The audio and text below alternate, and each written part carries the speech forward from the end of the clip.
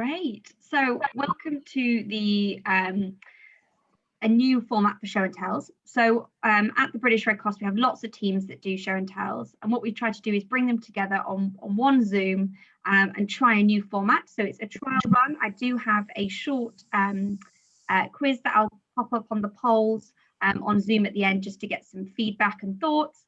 But do feel free to contact me directly, either by email or by Teams. My Zoom name is my email address, so you can take it directly from there, or you can message me on Teams as well, just to feedback. So we have show and tells today. We've got one from the community team and one from international family. Vicky's going to talk about her work on international family tracing. There'll be 15 minutes each, and there'll be 5 minutes for questions. So it is a new format. It is a trial run. We're going to see if it works. It's just try and give a set time each week for people to join and learn more about different projects across the organisation in a short, sharp way. So I'll hand over to Erin and Charlotte, who are going to talk about their work on the community approach. Great, yeah, thanks Jess, and thanks everyone for joining us again today. It's great to see so many people back after the new year, which we hope you obviously had a lovely Christmas and New Year, as strange as it may have been. It's been quite a few weeks since we've been able to share some insights from our work with you, so we decided to be able to bring you something pretty interesting that we've done this week with the residents in Neath and organisations in Neath. Just before we move on, you can see on the slide here is a word cloud. So when we had participants come into our event this week, we asked them to give us 3 words which they felt best describe Neath, and we generated the word cloud based on this. But through no design of ours, and as unbelievable as it sounds to hear on a community show and tell, we gave no hints around which words to use, and as you can see, community came through very strongly and therefore is the largest word on the word cloud. So sort of context for that. So just as a reminder for those of you joining us for the first time, we're undertaking this community approach work to engage and understand the strengths and needs of communities in high risk, low resource places. So working across Nelson in Lancashire, Neath in South Wales and Camborne in Cornwall. Again, as a refresher to everyone in the team working with myself, we've also got Charlotte, our service designer, and Bethan, our local innovation officer from Neath. So just before we get into the main content, another thing to remember is it's shown to have space for conversation around the work that we share with you. If you've got any questions, do pop them in the chat as we go through. Charlotte and Bethan will be on hand answering them. I won't be doing that, obviously, as I'm talking through it, but they'll be there to answer them. Anything else as well we can talk through at the end. We should have some time, as Jess has mentioned, to take some further questions then. So really, we wanted to test the assumption of whether awareness of resources and challenges, along with improved communication between organisations, leads to collaboration and improved support. And that's where this show and tell and the content for it came from. To test this assumption, we held an online event with local organisations to help us better understand some of the local organisations operating in and around Neath itself and how they view the community, what some of the strengths and needs were. We should also acknowledge at this point fantastic work and support we received from the local CVS team. Without their help in bringing these groups together, we'd have really struggled to get such a variety of engaged local volunteer organisations together during a busy pandemic. As you can see from the slide, there's such a great mix of participants, from community support staff to teams from training centres and many more besides. So after welcoming everyone to the event and giving a bit of an intro into our work, which Bethan did for us fantastically, we broke out into smaller groups in breakout rooms to carry out some group exercises. As you can see in the slide, we asked people to identify the strengths that we have and the needs we need, and then discuss these as a group to try and build on these original statements and explore these insights further with the teams that we had. There were lots of interesting issues discussed, ranging from great volunteers to lots of passion from the community. Alongside this, we also identified the clear needs around better communication and collaboration. Also intrinsically linked to this, the need for more funding, community hubs, and these are the main insights we're going to explore a little further with you today. So what we learned from the event groups and the organisations we had there. So the need for better strategic collaboration really shone through in every discussion. Although in some instances people believed that they already worked well and communicated well with other local organisations, it was clear that this needed to be carried out in a much more strategic manner to get the best outcomes for users and services. There were so many fantastic discussions around this topic. People were keen to have more space to share ideas, building upon the great work of the CVS and bring groups together at forums and events. Questions where we could take this one step further, meaningfully connect organisational teams to produce tangible benefits and outcomes for their users. It was also clear that having the community involved from the start was something which nearly all participants believed delivered the most efficient services and brought about the best outcomes for community users. One of the ideas coming out of these discussions also include the desire for a well-maintained place to fully understand who's working locally and what resources are available to people. It was also acknowledged during these conversations that due to the digital divide, this information needs to be available to those with and without online access. During this conversation, we also saw the power of collaboration in action and the importance of sharing openly what you have to offer and what you're struggling with as an organisation. One supporter organisation highlighted to their group the recent struggles they had, and through having those conversations, managed to problem solve with the other participants in that group. Within minutes, they'd progressed this positively and were sharing WhatsApp groups and utilising other participants' outreach to share potential youth to work with. This is such a positive interaction for us, and again demonstrates the power of meaningful conversations and connections among organisations as per our assumption at the start. You can see here again, one of the other strong insights to come from the group was a want to unite services around the needs of the community. Sorry, I've got this notes wrong. Uniting and delivering services more closely could bring about tangible and financial benefits for end users and organisations. There were lots of conversations around the availability of additional funding and organisations couldn't access when applying as an individual organisation. However, should there be better collaboration and pooled resources and expertise, there was a much better chance of being able to make successful applications for funding. The concept of community hubs was also discussed in each group, and one of the benefits included financial savings of vulnerable users who, if services are being delivered holistically in a community hub, then users won't have to pay for multiple bus, taxi, car journeys to different locations, rather have all of their needs met in one particular venue and have all their appointments held there. This would also benefit greatly the vulnerable users that have difficulty with mobility and being fatigued with lots of different journeys and managing those multiple appointments. Sorry, Aaron, sorry, your slide got stuck. There you go. Sorry, Charlotte? Sorry, your slide got stuck. You're good now. Sorry, yeah, don't worry.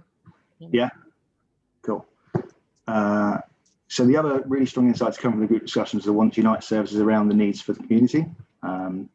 Physically uniting and delivering service could bring about tangible and important benefits for both end users and organisations. The concept of community hubs were discussed in each group. One of the benefits included financial savings for vulnerable users. Oh, I think we've got these notes repeated actually.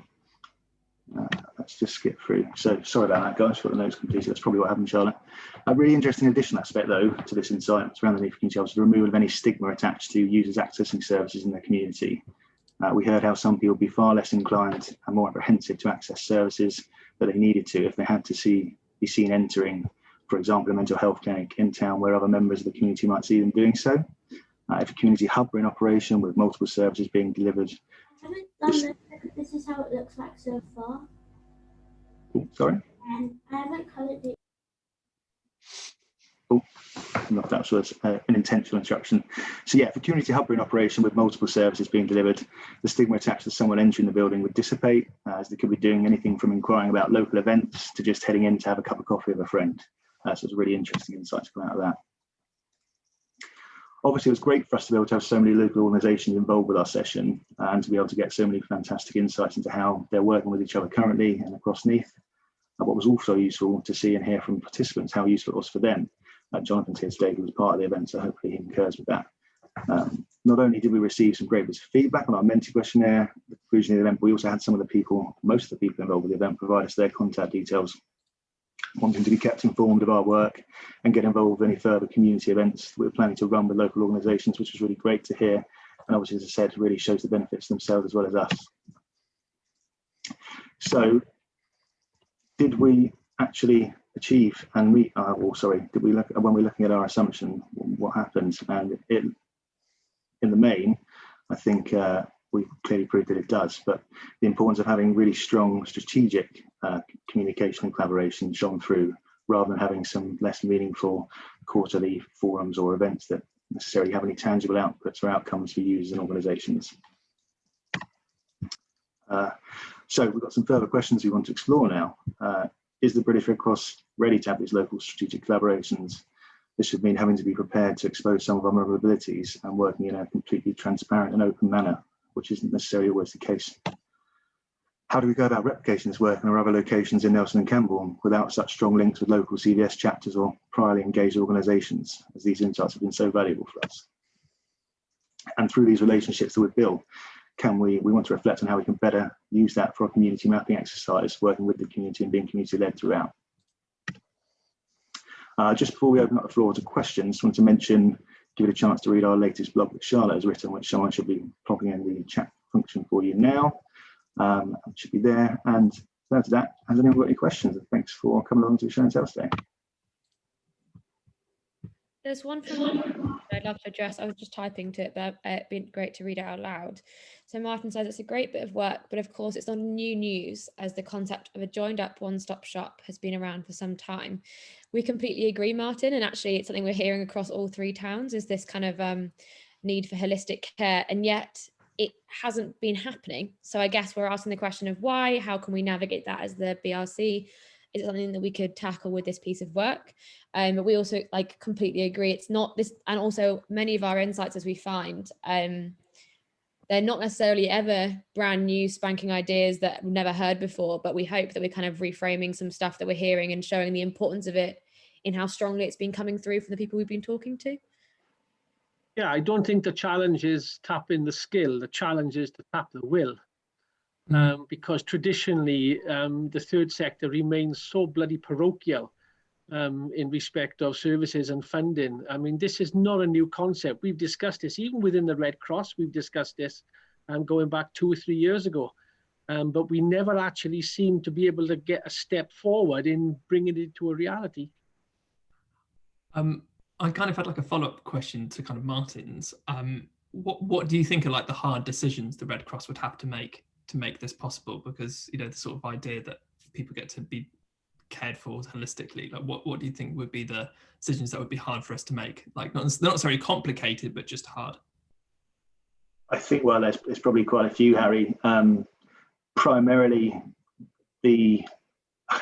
when being involved in that holistic kind of caregiving side of support, not being the key player and acceptance of that and being open and transparent about what we can and can't bring, I think is probably one of the key things that, through my experience of 5 years or so at the organisation, sometimes there's more of a desire in some teams and some departments to do so than others, and really getting that buy-in at a senior level to be willing to expose those vulnerabilities and work with other partners, not being a key player and accepting that sometimes we may have to cede to someone better locally placed.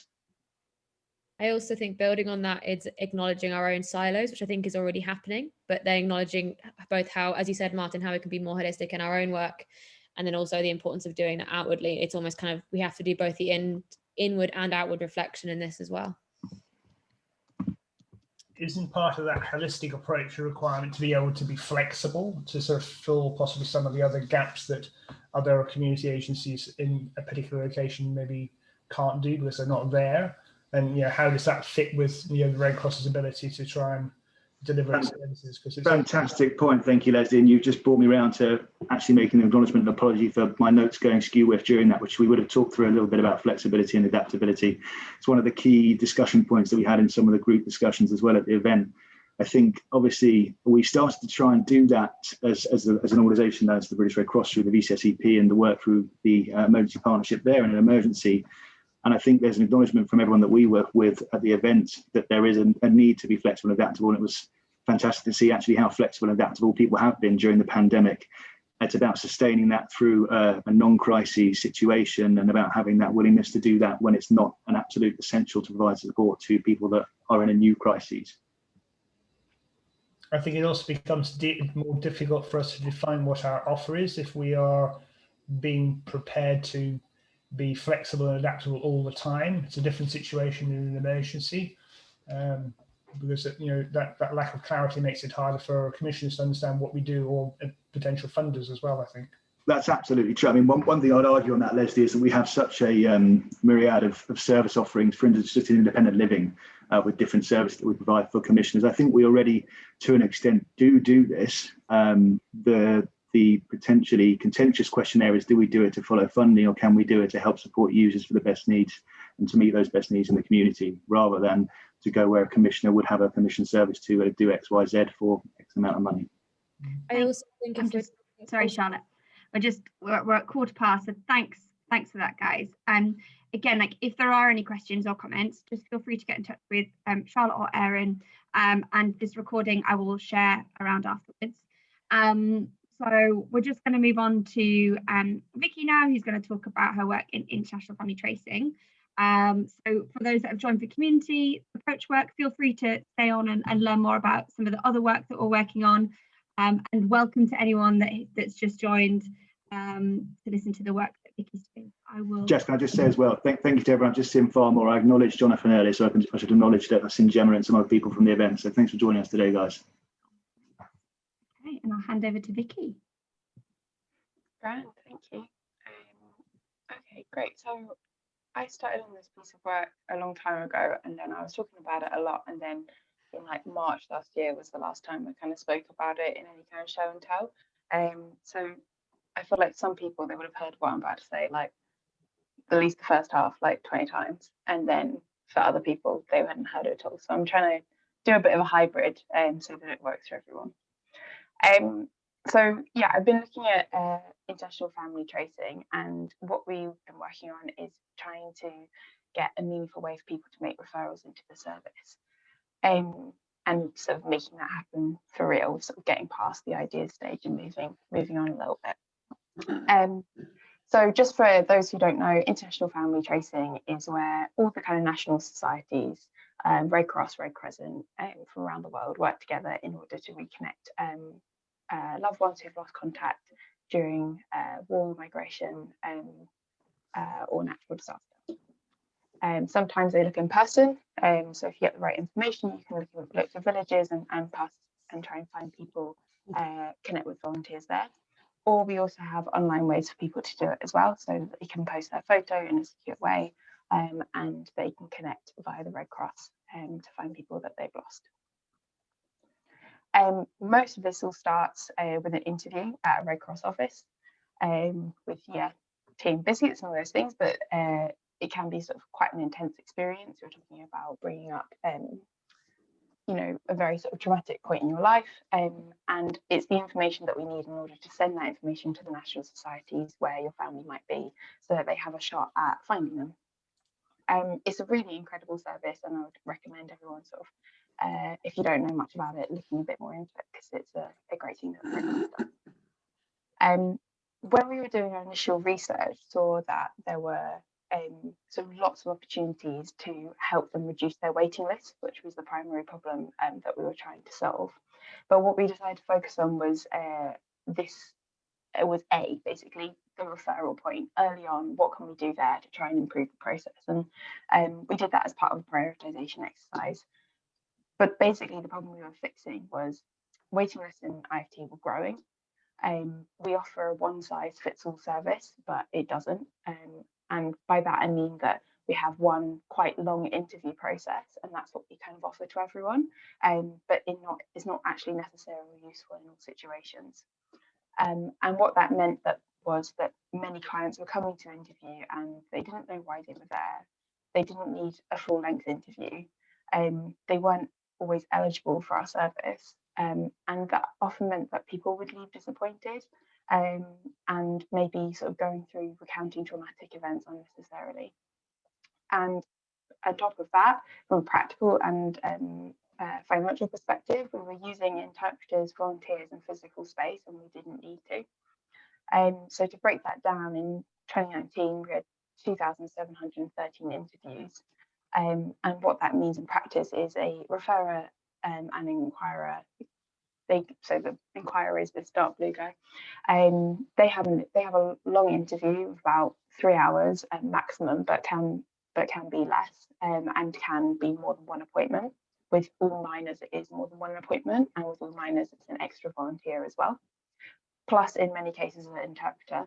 And that meant that 26% led to a full trace, where we sort of use all our service, 41% to our online service, which is much quicker to process, and 33% weren't able to open the case at all for a number of different reasons.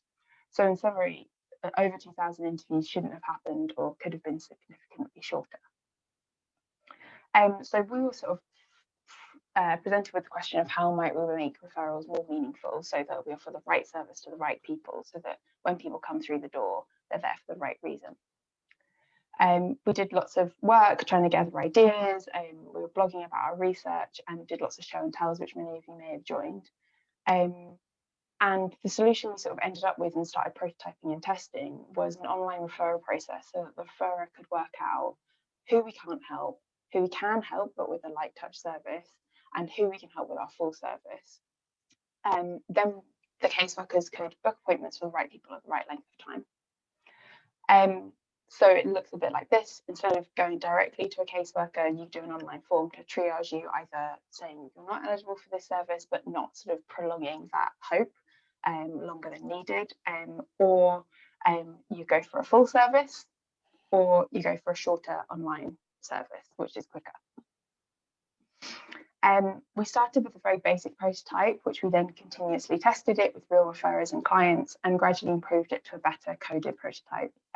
But we needed to make it in a way that could start using it for real and start measuring impact, and I couldn't do that on my own. So we sort of, with a lot, fast forward maybe like 9 months, I can't do the maths, but we then did a 2-week sprint to try and bring this project back to life a little bit and start building it for real.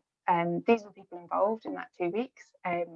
So we had, you can obviously recognize them from their faces. People, please put pictures on your things. It makes life way easier for presentations. We had Becky, Nicola, Amina, and Sanya, who work in the service themselves, either as caseworkers or managers. With Melissa, who is like queen organizer and unblocker of blockers. We had Lizzie, who's a fabulous content designer and kind of the real hero of our story, Julio, who's been the coder making it all happen. Week 1 was co-designing with the caseworkers, ironing out the kinks in the caseworker journey, pair writing content, which I would really recommend doing. I wrote a blog about that, so check that out. Making sure that we weren't breaking any GDPR data Red Cross rules, and then also road mapping for the features we wanted in the MVP versus the features we wanted maybe in the future. And then the second week was all about making the thing and testing it with your referrers. So by the end of the 2 weeks, the project, which had been kind of a bit dead, had come back to life a bit, which was really fantastic. And yeah, there was a lot of work in the background before then, like James Scarford, I don't know if he's on the call, he did a lot of work to try and join the dots on all this. So yeah, it wasn't just these people, but they were the core people in those 2 weeks. From a technical perspective, we're using WordPress, which is something we've used many times before, and we're also using a new tool called Form.io, which is like a plugin for WordPress. Yeah, it's a new thing that we're trying. I'm not sure it's the best thing in the world. It's a bit clunky, but unlike Sitecore and the other services that we have, we're able to do branching forms, which was one of the key features that we needed for this service. So yeah, I'll just show you what it looks like. I can't answer chats as I go, sorry, but hopefully it's all good. So yeah, what it does is it asks a bunch of questions and branches people in the right direction, sort of classic triaging style, so that we can send people to the right kind of service. It starts, so it's asking sort of relatively simple questions. Early on, we identify if people are in the wrong place, which is often a problem that we had. So for example, if someone was looking for family reunion support, we tell them straight away. In previous times, they would go straight to an interview, and that would be sort of half a day of volunteers' time wasted. And basically it continues, and I'll sort of skip through to give you an idea of what it looks like. We try and ask, there's a lot of kind of, especially on the Stigma, you can see at a glance, like there's a lot of different routes that you might take depending on the questions you answer. And based on what you answer, we then tell you which ways we're able to look for your family. So in this situation, we can add your details to the Red Cross system, and we can put you online. On the basis of that, you then give us the details that we need to start opening a case. We only ask the information we need, not all of the information. And you can choose whether it's a self-referral, so no, it's just about me, or if it's a referrer, then it's tailored to a referrer. And then at the end, you get your inquiry was sent, you get an email confirmation, and both the referrer and the inquirer also get that email confirmation as well, which on another level also helps with the pressure that we get from solicitors for proof of an inquiry, which takes up a lot of caseworker time. So that's what we did and where we've got to. Next up is that the North East and Yorkshire are piloting this next month, which is going to be really exciting. We'll let you know how it goes, and if it's a success, we can start looking at applying this design to other parts of the country, but also to other referral pathways and other services. I think what we've learned really is that one person can't make something happen. So I was working on this project for a while, and it was hard to get it off the ground, and that we need a frontline team to work with, which we have. We need an unblocker, which is Melissa, who's done a fantastic job. And we need a maker, which is Julio. And without those things, it's hard to get anything done. So when we have a team working on a problem, things manage to happen quite quickly. But yeah, any questions?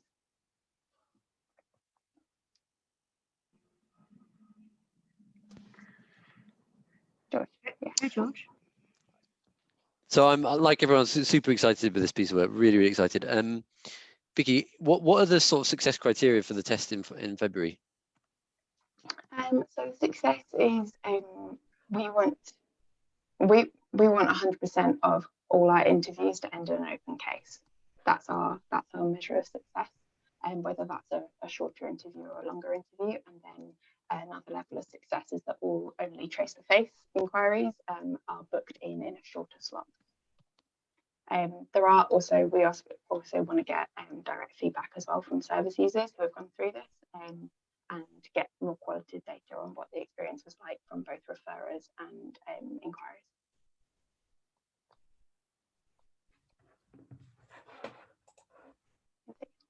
Vicky, how long did it take to actually get to the finished product? From what point? So from thinking about the idea, or when we knew what we wanted to make, how long did it take to make it? Yeah, from working out what you wanted to ask and having sort of effectively storyboarded the process in a way. I can't answer that. I think Julio can answer that, because the fact is that it was done in lots of bite-sized chunks. So when I say bite-sized, that was a stupid word. It was done in lots of chunks. We stopped and started a lot of times. So it's hard to kind of for me to say it took this long. I think if we were able to do it in a really focused way, we'd be able to say like a month of both the getting down to the fine detail of the design in the first half, and then actually making it, QAing, bug testing, making it live. I reckon we could have done it in a month.